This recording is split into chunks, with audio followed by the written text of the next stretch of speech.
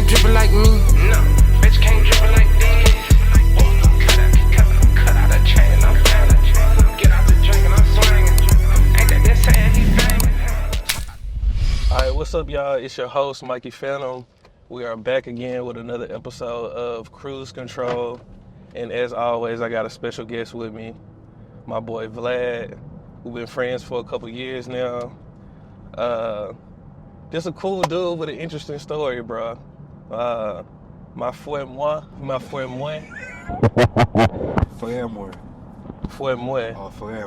He be on my ass about my Haitian Creole, bro. I'm learning. I'm a baby in this, all right. Yeah, I'm getting there, and I'm extending my vocabulary and all that. But yeah, bro. So we just gonna have an interesting conversation. I think he has a very interesting story, interesting perspective on a lot of different things. So this is kind of the first cruise control that I've had that doesn't really have a structure, because when he and I have conversations off camera, they just flow into so many different categories of conversation that I think it's best to try to not structure this one and just let it flow naturally. Of course, I'm gonna have a little bit of structure. You know, I do have a few things that I want to ask him. So yeah, bro, let's get started. First of all, how you been, bro? Been pretty great. Enjoying my day off. For sure. Just trying to start some new things. Yeah, that's all. How about you? Speaking of, I'm good, bro. I'm always good. I appreciate you asking. But speaking of your day off, you were originally in the juvenile detention center, correct? Yeah, that was my last job. But now you're moving into like actually working into the federal prison system, because we don't have to, disclose which one you're at and all that stuff. It's not really anybody's business. But you're going from juvenile detention to actual federal prison. Yeah. And I didn't know you were a CO until the last time I was in Miami and we spoke. And when you got to talking about it, you seemed to be very passionate about connecting and coming into contact with people who might not have made the best decisions in their life and stuff like that. So what was it about working at the juvenile detention center that made you kind of be in this role of like, I want to help these young dudes and steer them away from continuing making bad decisions? Well, working in juvenile detention center first, it's not for everybody. It's really not. But I was able to do the best I could at that job. The one thing I always teach is be firm, consistent, and fair, and be able to report with the juvenile. Yeah.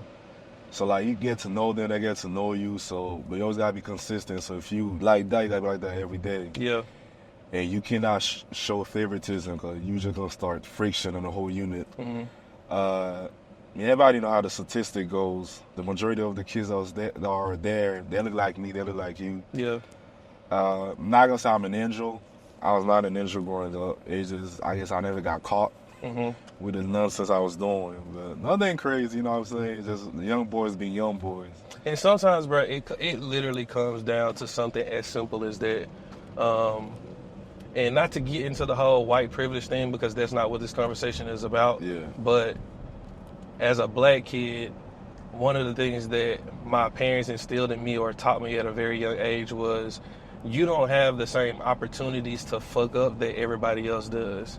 And it's unfortunate that kids that look like us can make a mistake. And I'm not saying that they're angels either, because we do have some kids that look like us that are really bad. But to just, keep the conversation on what it is, a lot of us do sometimes make stupid mistakes, and we end up having to pay permanent consequences for those childish mistakes that we make, just being kids and like you said, just fucking around and getting into stuff and being boys, you know what I'm saying? And it's unfortunate that sometimes a split second decision can alter your whole life, you know what I mean? And unfortunately, some of us are not lucky enough to be able to get away with the stuff that we do. Exactly.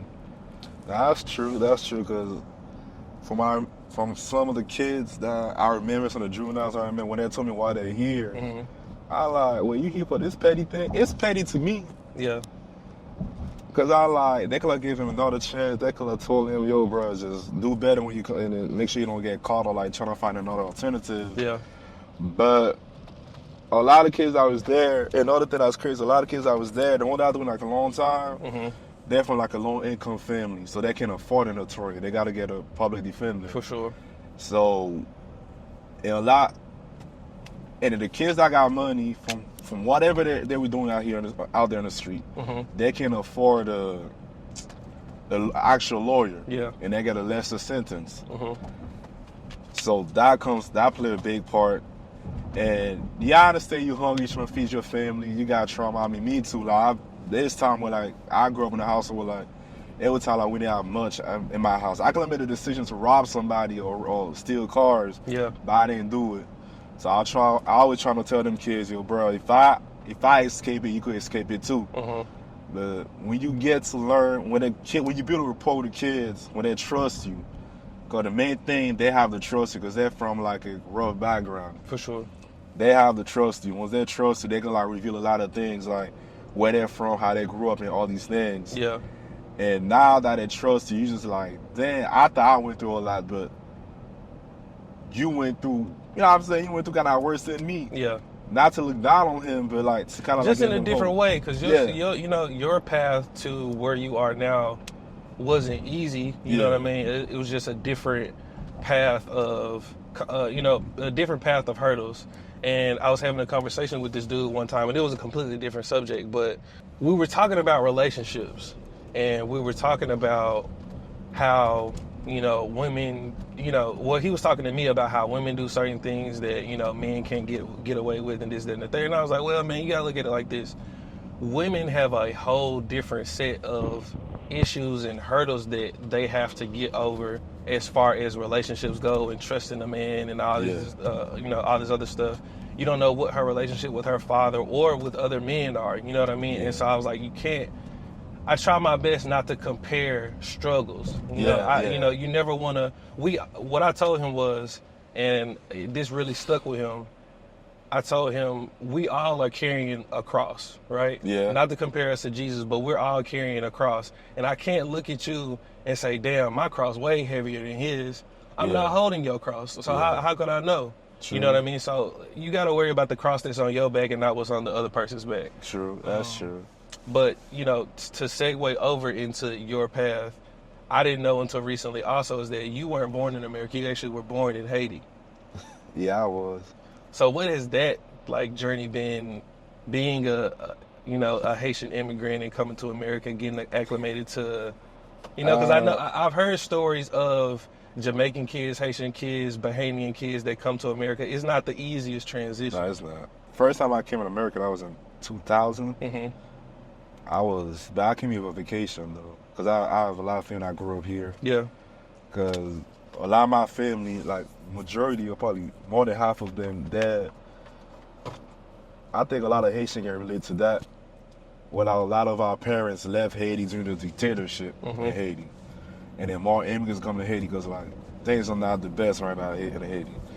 So as a little kid coming to America, it was definitely different.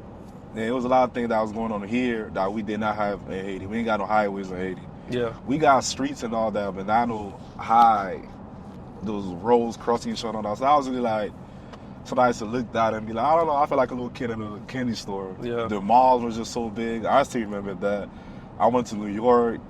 I remember that. But I moved in 2010 after the earthquake. So I was there in the earthquake in Haiti in 2010. January 12th, 2010 to be exact. Yeah. I was there when all that happened. So it definitely traumatized me. But coming from a culture where like, we don't really talk about like trauma, it's more about sucking in and do the work, sucking in and feed your family, sucking in and do good in school. Yeah. So automatically, I just said, bro, the earthquake is over. I was injured. I had a metal plate on my jaw because I broke my jaw in the earthquake. And I lost my little sister as well. But I just did the same thing. Cool. You lost your little sister? Yeah, she was 6. Okay. My condolences. No, you good. So once that fixed me up, I got after the surgery. It was an 8-hour surgery. Fixed my arm, fixed all my face. I said fix my face. That's crazy. So what actually happened? When the house collapsed, I was under the rubbles for like 4 hours. They couldn't find me. until they heard a voice, then they dig me out. Mind you, it wasn't out no like professional rescuers or firefighters. It was like family. People. Yeah, they dig me out, and then I don't know if that was the weight that pulled me out of the debris, Mm-hmm. or it was already like that. But the bottom of my jaw was like split open, Damn. so it was just blood coming out. They found a nurse. It was like total chaos because Haitian not used to earthquake. Yeah. So they found a nurse in the street. So this was like an anomaly. This is not something that frequently happens. No. Okay. No. I mean, Haiti is a mountainous. It has a lot of mountains in Haiti. Yeah. And people don't know that, but Haiti means island of mountains. Okay. And the Taino language. Okay. The Tainos are like the people that used to live in Haiti. The native, I guess, I don't know how Native American used to live in Haiti before they brought the enslaved Africans in Haiti. Okay. But they got majority of them got killed. Mm-hmm. So there's nobody to work the land, so they brought the enslaved Africans in Haiti. Okay. So to honor the Tainos, they named the island Haiti, which means islands of mountains. Yeah. Because Haiti got a lot of mountains. People don't know that, which is weird. But yeah, so they found a nurse. They made me drink something, like some type of liquor. Mm-hmm. Mind you, I was 13 years old, so they made me drink something to kind of like make me drunk enough so I don't feel the pain. Yeah. So that could stitch me on the street. And after that took me around, then since I was an American resident, a U.S. resident, they flew me. That was a crazy thing too, because every day you could smell the dead body and all that. Damn. Mind you, I was like 13, I experienced all that. I saw like pile of dead bodies on the street, on the sidewalk. And then, like I said, like, I was seeing it.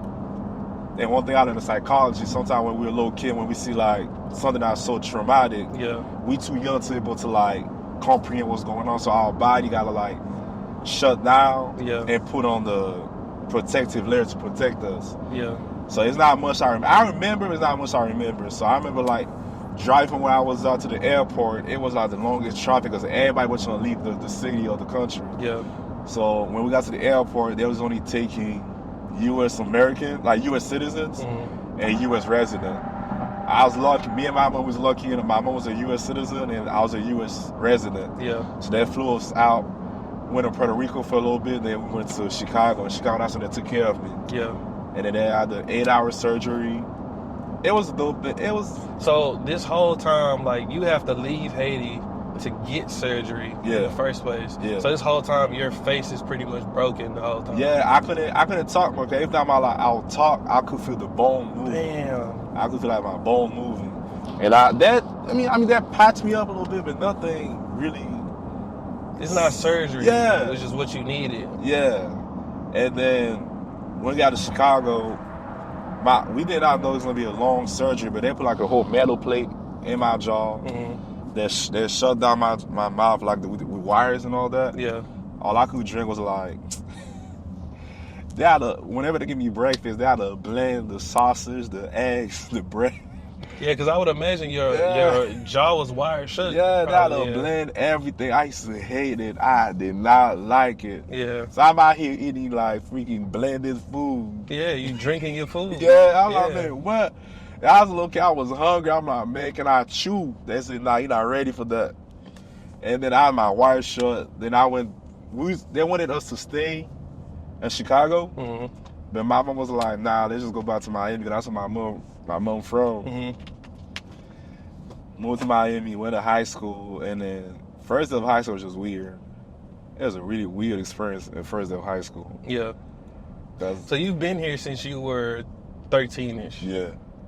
It seems like, and I'm not, don't be offended by this question, but I would imagine that your accent wouldn't be like as thick as it still is. A lot of people says that. But is it because obviously your family is Haitian and you probably speak Creole like quite often? Yeah, speak Creole quite often. Sometimes I gotta switch out to French. Yeah. If I speak to some friends back in Haiti. Okay.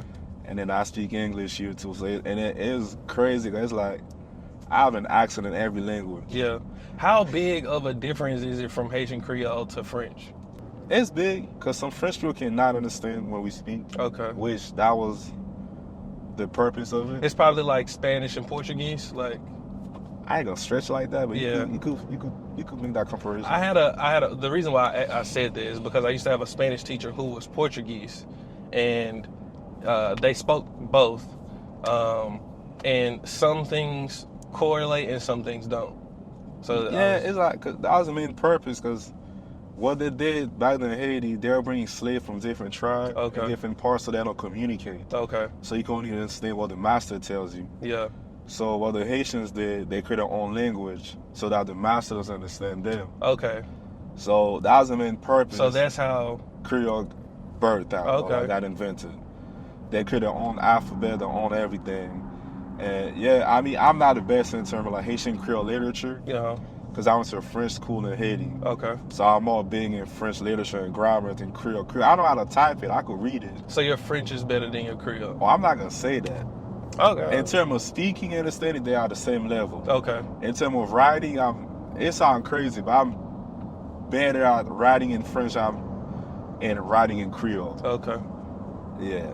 And then off camera last night, we also talked about coming from a Haitian family, and you talked about like your parents and the generation before them, like they were just in survival mode. You know what I mean? Yeah. And they were trying to prepare you and the next generation to survive. Yeah. And in that, being in that survival parenting, Haitian parents, or Haitian children, I should say, often talk about how there can be a lack of affection shown in Haitian households. Yeah. And you were talking about how that affected you as a kid. Can you like just expound on that a little bit of how you wanted more love from your dad and a little bit more of affection and like a father-son relationship, and how they kind of didn't? Yeah, because I was talking to my friend. I mean, he's Haitian American. He was born here, but his parents from Haiti. Mm-hmm. Both his parents and my parents, they grew up around the same era when Haiti started a dictator. When Haiti started a dictator, it was a really strict society. Yeah. You spoke against the regime, you get killed or you disappear. It was just like, it was safer. We had to tell you, it was safer, but you just got to do what you got to do. Yeah. Poverty was still high. That's how it was like, that survival mindset. Go to school, find a job, take your family out of poverty, make your last name. You know what I'm saying? Make something out of your name. So we talking about like our trauma, and he said like he feel like he's avoiding because his mom never really like showed that much affection to him for him. And he said like his dad was working hard. His dad was working like multiple jobs, so his dad didn't have that much time for him. And then he said that's why like he calls him to like having relationship issues. I told him, oh, me growing up with my dad, I growing up I had anger problems. That's why I'm going to therapy and all the things. And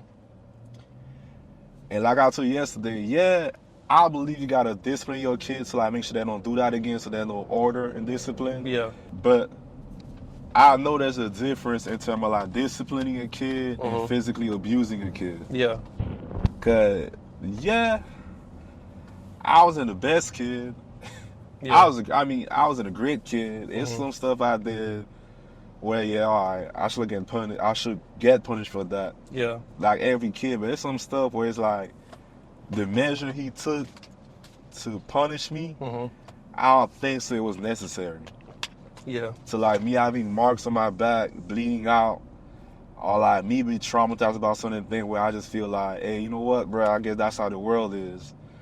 For him to beat me and be like, oh, I remember them days I used to pray for him, and he said, oh, I never asked you to pray for me. That did something to me. That's why I just kind of like, I act a certain type of way with people. Yeah. Well, like when they get too close to me or too affected to me, I kind of like push them off a little bit. I'm like, nah, it's probably a stunt for you for me to lower my guard, and then you can do whatever you can do to me. So I'm like, nah, it's too good to be true. Yeah. It gotta be a plan behind it. So, yeah, a lot of Haitians, they can tell you that they don't say I love you. Haitian parents don't say I love you enough. Yeah. They just show love. Like, I'm gonna work hard just to show you love. Yeah.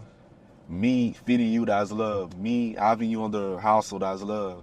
Kind of like that scene with Denzel and Fences of he was saying like I put a roof over your head, so clearly I love you. Like I don't have to say it. I'm doing things. Exactly. I cried after that movie. I actually didn't watch it. I just saw that scene. Clip? Yeah, I don't like. Well, let me not say I don't like. Let me take that back. I will watch a heavy movie, but I am a crier. I will fucking cry at a fucking movie, and so it's like I have to be in a certain mindset to watch movies that I know for a fact are going to be heavy. Going into it, I know what to expect. Yeah. And so that's a movie that I just haven't gotten around to watching because I know it's a heavy movie. Yeah. But I do plan to watch it at some point. But for that reason, I have avoided it, and I will be honest about that. Oh. But yeah, we talked about, I shared with you about my experience with my dad as well. And I don't want to sit here and act like my dad beat me because that's not the case. But there were instances in my mom and dad's parenting where I felt like they were being hard on me. Yeah. I don't think to the extent of the way Nigerian and Haitian and some Jamaican kids explain their parents. My parents, they always explained what their frustration with me was. Yeah. You know what I mean? And I think that's the thing that's important. Like, hey, as a parent, discipline your kids because I'm going to discipline my kids. But make sure that communication is there, which that was there with my parents of, hey, I'm upset and there's going to be certain consequences that you have to pay for what it is that you did, but here's why you were wrong in what you did, and here's how we're going to correct it going forward. And I think that in the conversation that we had last night, I think the part that we both agreed on was, I don't think to a deep extent our parents from that past generation understood what that was doing to us as kids as far as our psyche.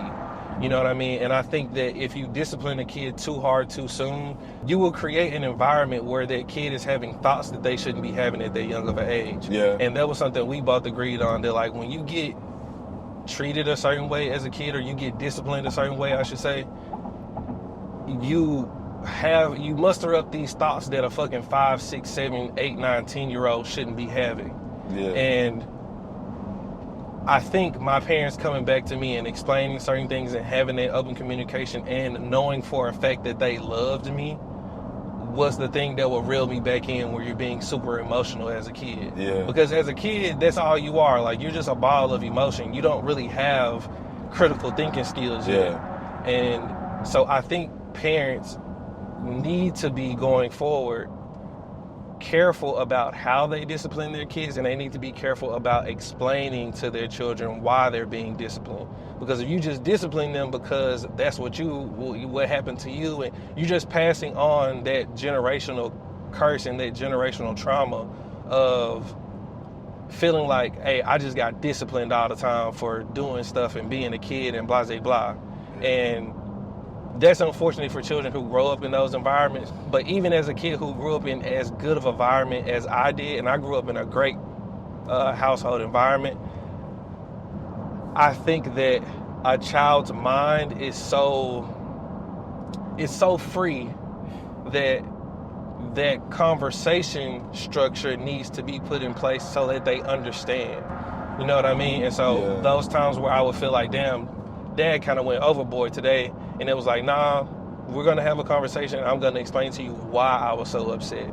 And I think the thing for my parents was they were just so on top of not letting me become a statistic. Yeah. You know, like, hey, I know way too many people in our family. I know way too many kids in the community that one mistake derailed their whole future. And I'm not going to allow that to happen to my child. So if I have to go overboard, I will, if that's what it takes for you to not do certain things. Yeah. And so, with that being said, do you think there's any part of you that could understand or forgive your father for some of the things that he did? I ain't gonna say forgive until like past tense. What do you mean? No, never mind. That didn't make no sense. I'm forgiving him. I'm gonna like that. So have you gotten to a place where you forgave him for some of the things? Here's the thing, he got trauma too. Yeah. So it was few times where like I was trying to talk to him about the situations, gotta ask him questions. Yeah. And he was just trying to avoid it. Yeah. Because how he is, he likes to put fear in people. And no matter if you're a kid, a grown person, whatever, he likes to put fear in people's heart. I don't know why he find joy in that. Hurt people. Yeah. And it's super cliche, and it's not overused because it's the truth. hurt people, and it's like when imagine all the stuff you've been through, right? Yeah. And this is something that I didn't realize until I became an adult. Bruh, our parents had a whole life of events happen to them before they became parents. Yeah. Right? So as tough as your story might be, your dad probably has a story even tougher than yours. Yeah. You know what I mean? And not to excuse him for any of the stuff that he did, but there is an explanation and a reason, I know. for why he got to where he got mentally. And I think that, and once again, I don't know your father, so I'm not speaking for him, but I think that just parents from that past generation, they were only doing what they knew to do. Yeah.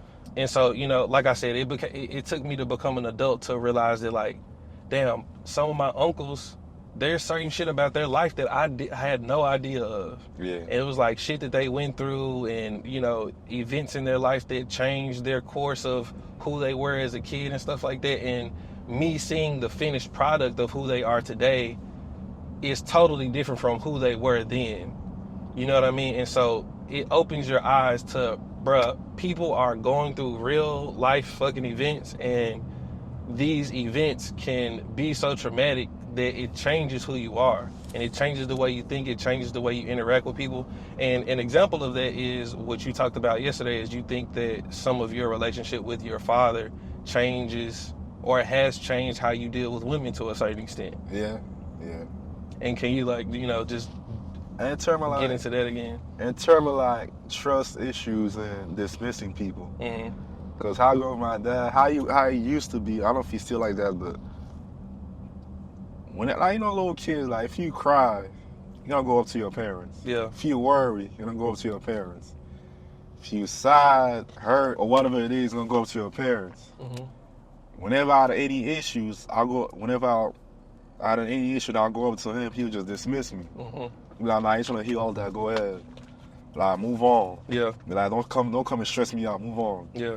But if I'm still trying to if I'm persistent with it, he'll just walk away. Mm-hmm. So a lot of time dealing with girls, whenever a girl has a situation going on, I just kind of dismiss the issue. Yeah. Or be quick to end whatever we got going on, because I ain't trying to deal with it.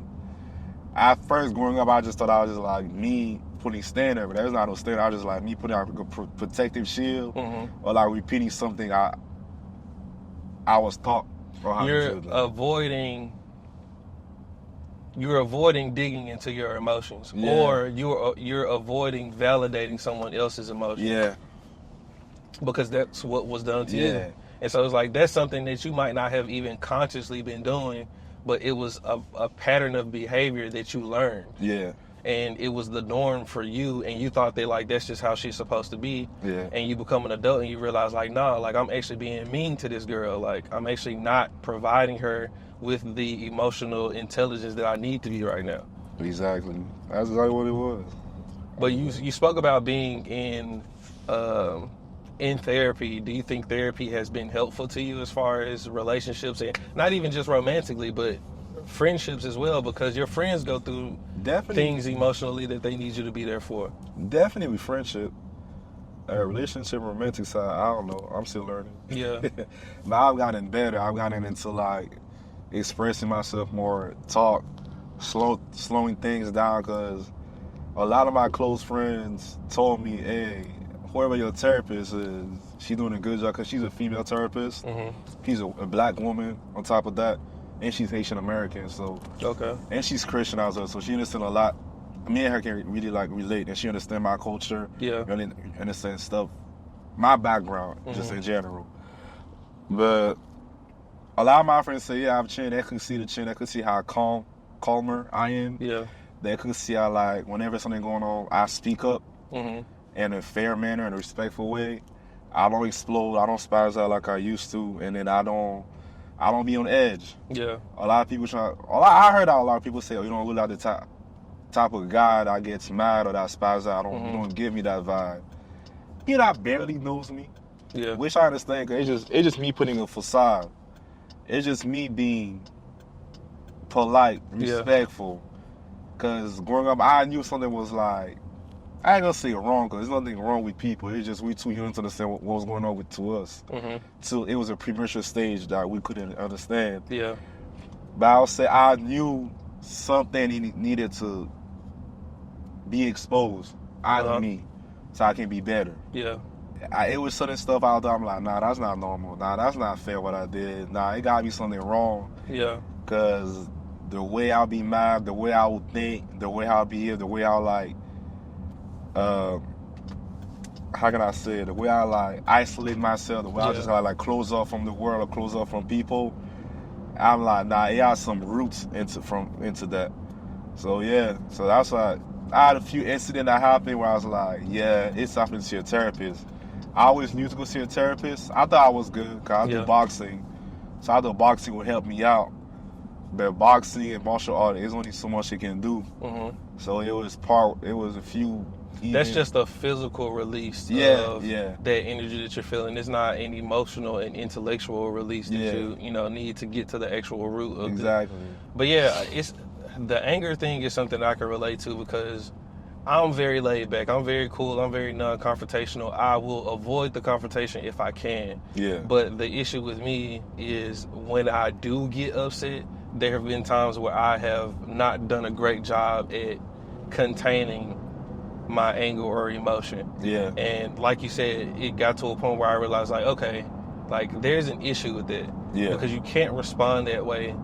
You should rarely respond that way, actually, but if you are going to feel that emotion, you need to have certain tools that will allow you to keep that under wraps to where it's not exuding out of you, especially for a long time, because when I get upset, I'm upset for a long time.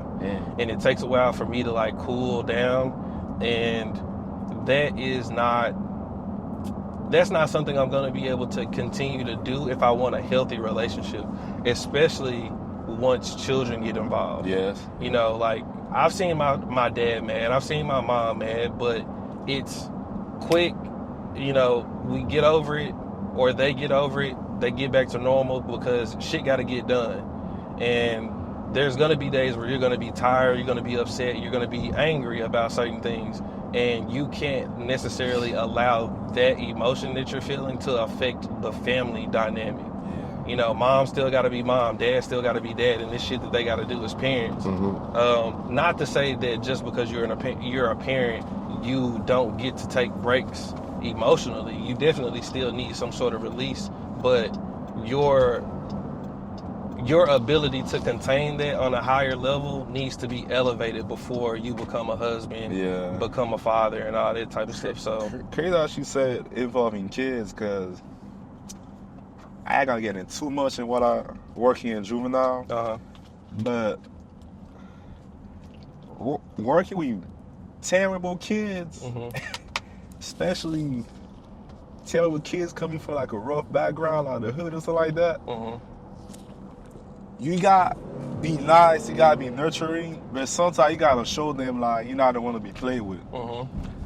So what really triggered me one day, I'll never forget till this day. They'll try you for sure. What? Yeah, they'll try you. My dad used to work in a detention center, and it's like he couldn't stand, because my dad loves kids. Like my dad like had a community center, and he had like a summer camp growing up. Like he loved like taking care of kids and showing them a good time and letting them be free and be kids. So when he was working at the detention center, it was just like, man, he loved having these kids will say the most wildest thing, will do the wildest. There's some kids that told me things, and I had to like reprogram myself like, hold on, that's a child. Yeah. They'll tell me things like even not even a grown person will tell me. Yeah. So it was two instances. It was maybe, but I'm gonna say two. A group.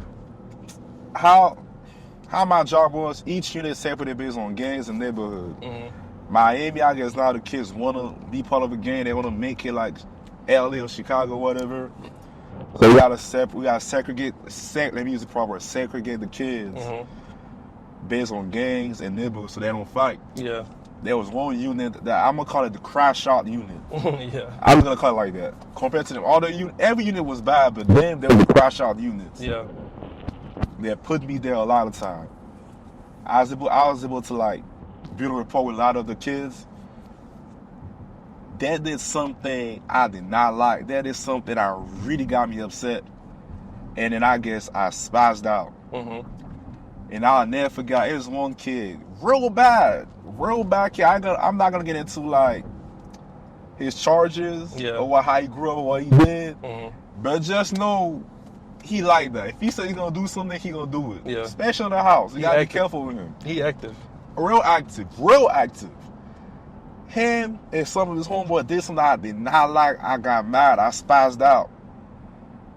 The kids know me. I'm really calm and laid back. But once they know, like, cause they call me by my last name. Once they see me get like mad, they don't want to not cross me. So when they see me mad, they're like, oh shit, we gotta chill. Yeah. I got so mad. I'll never forget that. The kid,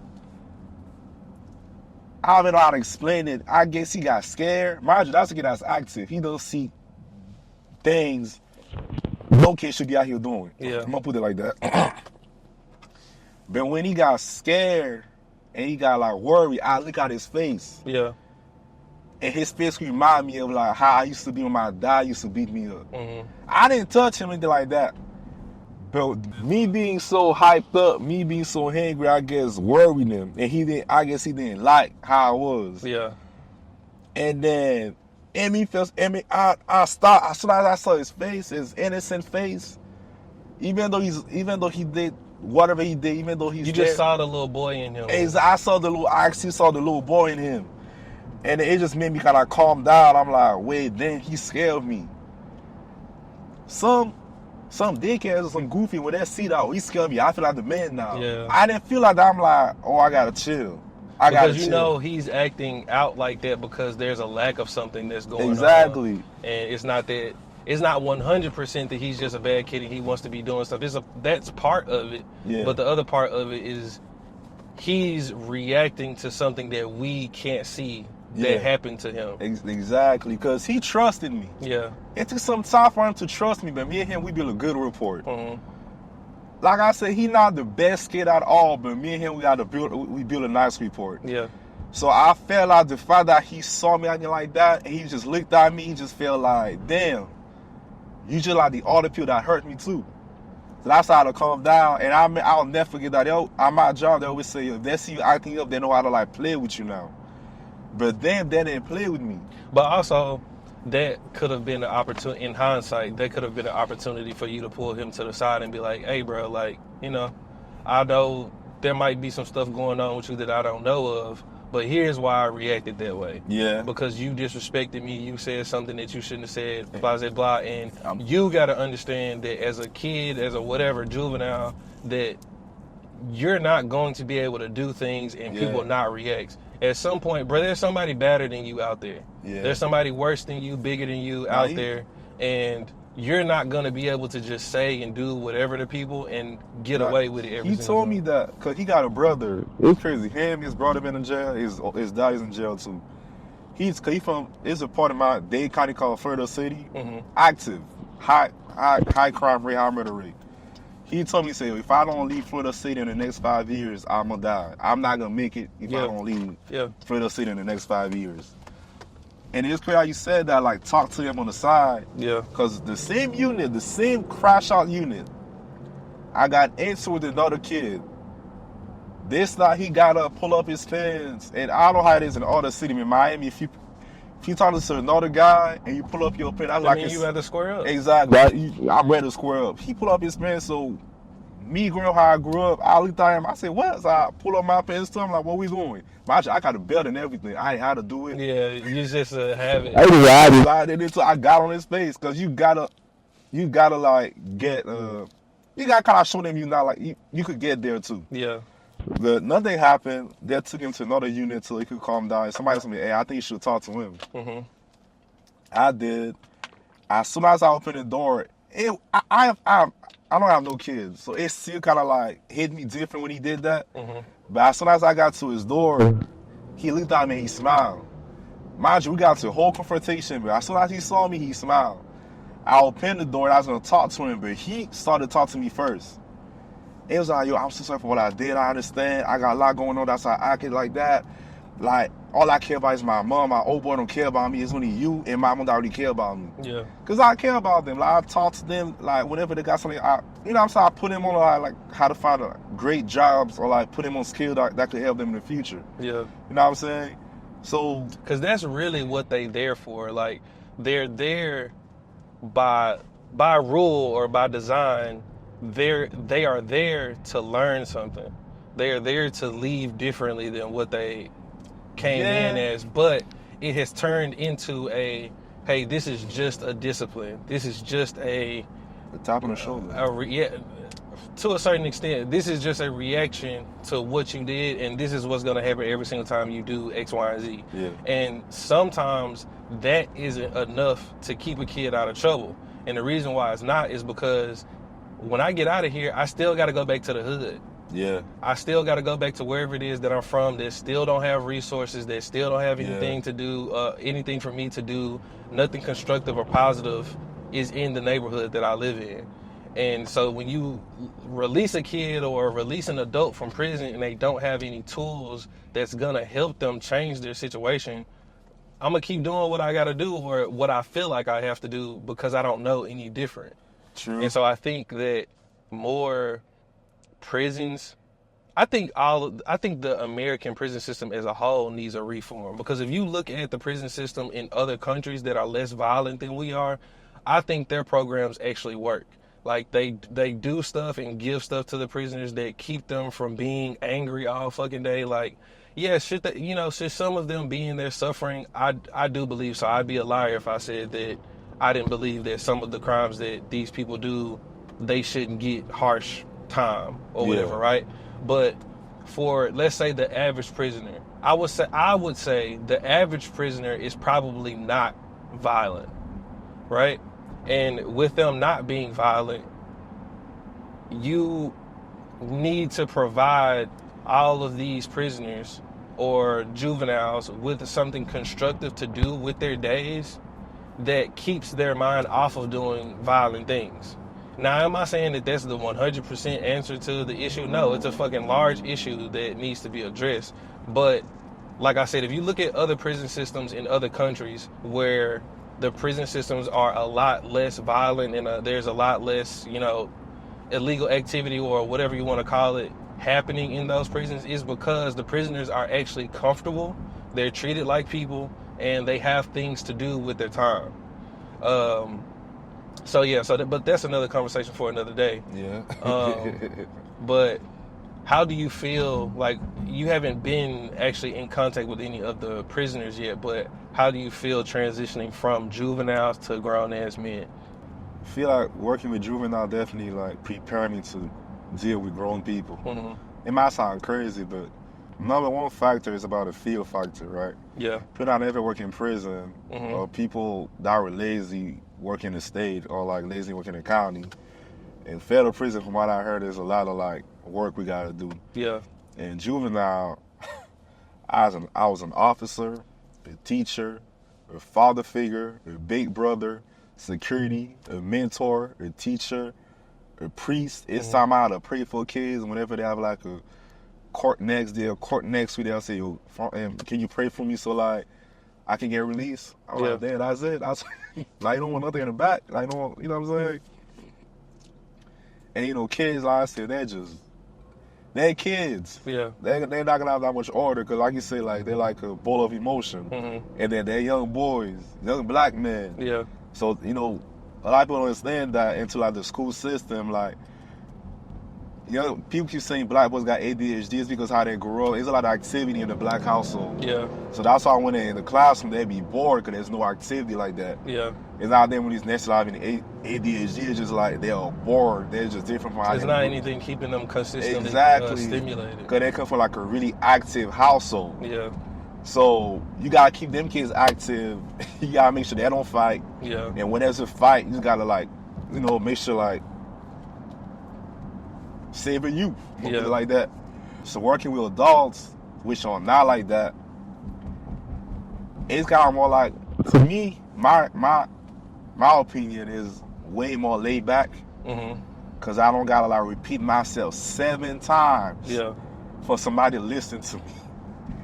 kids, you gotta repeat yourself out multiple times so they can stop something or start doing something. Yeah. We adults, I feel like it's gonna be a more laid back experience. That's what I think.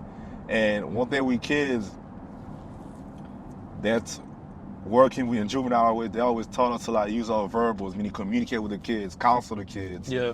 A lot of people, like, when they get into like any type of law enforcement type of thing, that's because they have a badge or a title. They call officer. They gotta be macho man. They gotta like directly get into physical. You don't gotta do that. Yeah. All you gotta do is like just talk, and they'll calm down or do what you tell them. Or kind of build that human rapport. I say human rapport. That rapport with that person, or like make that human connection. Yeah. A simple good morning, how you doing? Yeah. They gonna remember that. Yeah. It's simple say, how you doing? That's my name. What's your name? They're gonna remember that. They're gonna respect that. Yeah. Cause people that either like juveniles, inmates, either the feds state, they like order and professionalism. Yeah. So when you demonstrate those type of qualities, they respect you a lot, and you most likely have a great shift. And whatever unit you worked at. Yeah. So definitely working in juvenile definitely preparing me 100% working with adults. Yeah, my mom never worked in the prison system, but she worked in the jail system. Yeah. And, you know, I'm not going to act like I know everything about the system and how it works and stuff like that. But one thing I do know and have heard a lot is that, and I tell people all the time, there is a lot of comparability, if that's even a word, to the military and the prison system, right? Where it's like, you know, there's designated eating times, there's times you're gonna get up, you know, there's things they're mandatory that you have to do on a daily basis and stuff like that, and just the way that the structure is. And I guess what I'm saying is that when you're in the military, and also from what I've heard of the prison system, you learn to appreciate very small gestures. Yes. And so, like you just said, these inmates and stuff like that, they just want to be treated as humans. Like, they just want to be treated as a person. They understand they're already in a messed up situation. Don't come in here making it worse. Yeah. You know, treat me like a person, show me respect, I'll show you respect. Yeah. You know, if there is a confrontation that happens, hopefully we can resolve it with a conversation instead of, you know, physical confrontation. Yeah. But I do think that a lot of COs, and prison system administrators need to understand that portion of it. Yeah. Of like, hey, treat these people like people at the end of the day. Like, yes, they're inmates, yes, they're prisoners, whatever the case may be, but these are people at the end of the day. And I think that's the biggest misunderstanding of how we look at inmates and how we treat them in the American prison system. Yeah, exactly. I mean, it's still a dangerous environment. It's still a predictable environment. Definitely keep your head up. Make sure you're you're alert. Yeah, for sure. Definitely don't get lax. Yeah, don't relax too much. Just be alert, because anything can happen. For sure. But one thing for sure, if you firm, you fair, you consistent. Mm-hmm. Like, if you something, you show them everything, that's who you are. If you respectful, you show them that's who you are.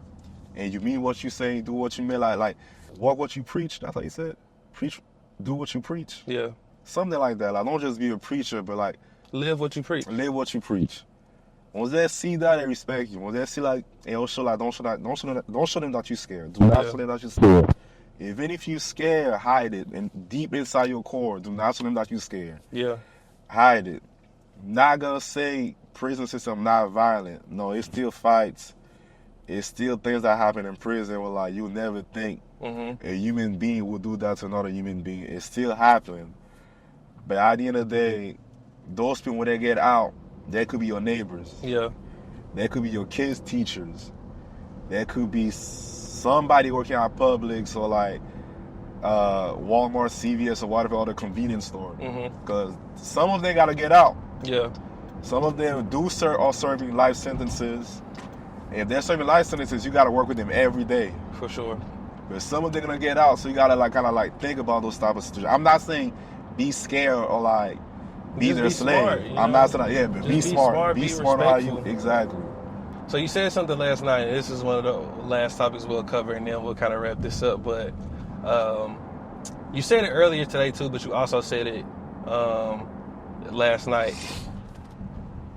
what do you think it'll take for you to get to a point where you've handled all of the traumas from your childhood and stuff like that, and you won't drag that into your relationships with women? Because I was debating on if I wanted to bring this up or whatever, but you talked about a very specific toxic thing that you do, and basically you talked about how, I don't know if you said you get bored, but you just might be a time where you're not talking to anybody, right? Yeah. And you will reach out to a woman that you were talking to previously, kind of just to see if they will allow you to still be in their life. And so to kind of put those two things together of not necessarily feeling safe to let a woman in close because you have trust issues, but also still allowing women to be in your life that you admittedly don't even really like that. So what do you think it'll take for you to get to a point where, one, you lose the trust issue situation, and you actually choose a woman that you like and you allow her to like show you love? You can show you love. I mean, I'm healing. Because you said your attachment style is avoidant as well. Is avoidant, fearful, and disorganized. Mm-hmm. And the way that lady, I wish I could remember her name on YouTube, but the way she broke it down, I'm like, damn, that's exactly how I am. Yeah. Like, she broke it down with the on and off. Like, I could be avoidant, but it'll be time to be anxious as well. It's like a switch. You turn it on, you turn it off. It's like when your body or your mind started to realize, I could be real weird sometimes. Yeah. This is definitely not, like you said, I guess you call it toxic. It's really not a good thing to live on. It's not a good thing to have. People like to praise the toxicity or like try to like excuse it with whatever they feel like. There's really not how they're raised. That's your beliefs, but me, it's not a good thing to have. I know it's not a good thing to have. Yeah, and we've all done it. We've all been in a situation where, we like the particular thing about this girl or whatever the case may be, and women like this particular thing about this guy, and we bored, we not talking to nobody. It's a Saturday night, whatever, we just want somebody to have some companionship with. Yeah. And we reach out to a person that we don't even really fuck with like that, but they're around and they allow us to come in and out of their life. Okay, so people I call back, I'm like, why did I even do that? Yeah. Also, like when I'm texting, I'm calling, something tell me, bro, don't do it, what are you doing? I know I'm not supposed to do that, but I still did it. It's problematic. It need to be solved. And it never feels good afterwards. It does not. It never, there's whatever satisfaction in that split second of a moment that you think you could get from contacting this person, it never ever plays out in that way. It does not. It surely does not. I mean, like I said with my therapist, I bring up everything. I brought all of my, I can't keep using how I grew up, even though it affected. Definitely that part when I don't remember, like earlier I said it when I was like, when my dad was beating me, like he was beating me real reckless. He was punching me in my face. My dad was a little kid. And I said, why would you beat me like that? I asked him to pray for you. He said, I never asked you to pray for me, I don't care. Every time I effed up, I always trying to fix it. I was trying to show the best I can. I mean, I'm not, I ain't Bill Gates, I ain't Elon Musk, I ain't LeBron James, in terms of financial aspect. But I'm gonna do my best, you know what I'm saying? Yeah. If I enter a certain thing, I'm gonna do my best. I'm gonna like really stretch out. I'm really gonna like do, you know what I'm saying? Yeah. You're gonna try your best to fix the situation. Yeah, or like do my best to show this person I really like you. Yeah. I don't have it all right now, but I really like you. This is what I wanna do. Yeah. So it be time when somebody kind of like try me, or I guess ghost me, or say, you did something I didn't like, but I don't wanna like communicate what exactly did I do. Yeah. It affect me. I'm like, damn, like it's not actually the person. It's just, I guess, the behavior remind me of what my dad said. The feeling of rejection, the feeling of not being accepted or wanted. Yeah. And that's what, like, bruh, I used to deal with that to a certain extent, right? And the honest to God only advice that I could really give you for that is you have to do a shit ton of work instilling self-confidence in yourself. You have to go back and accept yourself. Like, you have to really, really love yourself and really, really accept yourself and do everything in your power to make yourself better. You feel what I'm saying? Yeah. And once you get to a point where you make yourself happy, because I think a lot of times we are our own hardest critics. Yeah. And so anytime where I'm doing something and it's making myself happy, all of a sudden a good woman will come into my life and be loving of that person, who I am. And it's like, if you are being the best version of yourself for yourself, you'll never look for the validation of somebody else again. And so, don't get me wrong, rejection sucks regardless. Rejection is gonna hurt every single time, no matter what. But honestly, the best thing you can do for a woman who don't want to be in your life is to let her not be in your life. Cause it's funny, cause if I try to talk to a girl, she says she's not interested, I'll move on. I'm like, cool, it's fine. Nice to meet you. And they'd be shocked when I do that. You know, some dudes that don't know how to take it. Yeah, for sure. Me, I know how to take my I've gotten girls' numbers by doing it. Cause that shock, like, wait, hold on, you want to talk to me? Like, I'm not phased. Like, it's cool. Exactly. I'm a pro at that. A girl could say, oh, Vlad, it was not stalking to you, but you're so nice. I always get that. You nice, you sweet, you caring. But I don't think so that'll work out. You know what I'm saying? I guess I'm not a guy for you. I'm like, all right, cool. I'm a great one. Yeah. I always want the best for whoever I'm with. You know what I mean? Find something better. Find something good. It's a quote, but I ain't gonna say that quote. It's a quote that I live by, but I ain't gonna say it. Yeah. But it's the fact when I try, or when I like really care, and then somebody just like, I don't know. It's just they shit on it. Yeah, I'm like, goddamn. Like, if you didn't want me out first, could have just been said that. It's just the fact. Don't let me try. That's how I feel. Don't let me try. Like, if it's a no out first, like, cool, go, bye.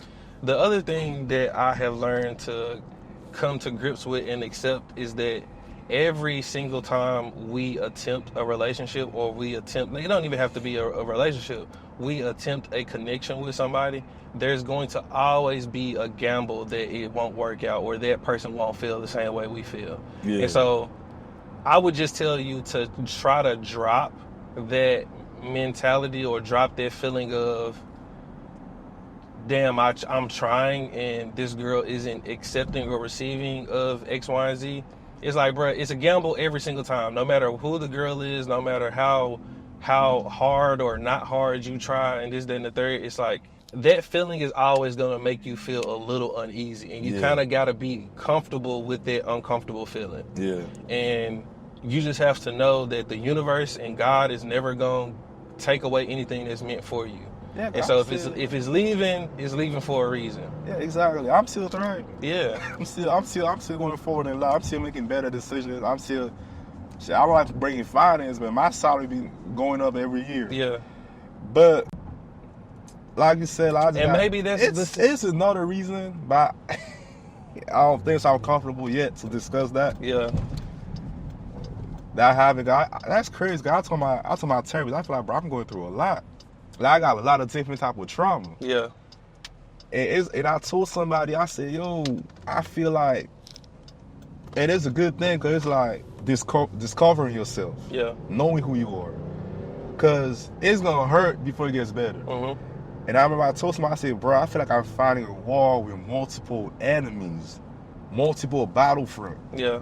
I'm fighting with this, I'm fighting with that, mentally, you know what I'm saying? But at least I'm not dysfunctional.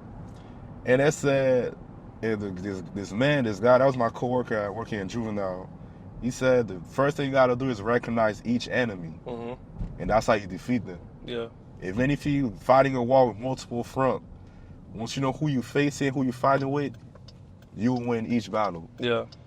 Yeah. I fuck with that. I like that advice for sure. Yeah.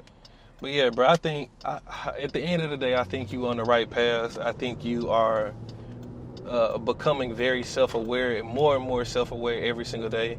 And I think that for me was the stepping stone for becoming a better person more rapidly. Yeah. Was that acknowledgement of self. Yeah. That self-awareness.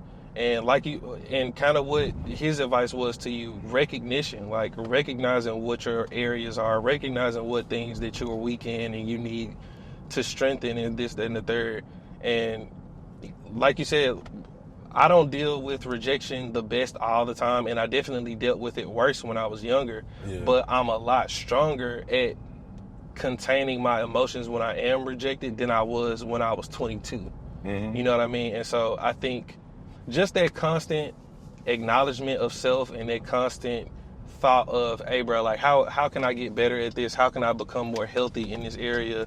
How can I discontinue these bad habits that I've been repeating in my life so far? So I think at the end of the day, bro, you'll figure it out. And like I said, the person who's supposed to come is going to come, and all the ones that left were supposed to leave for whatever reason.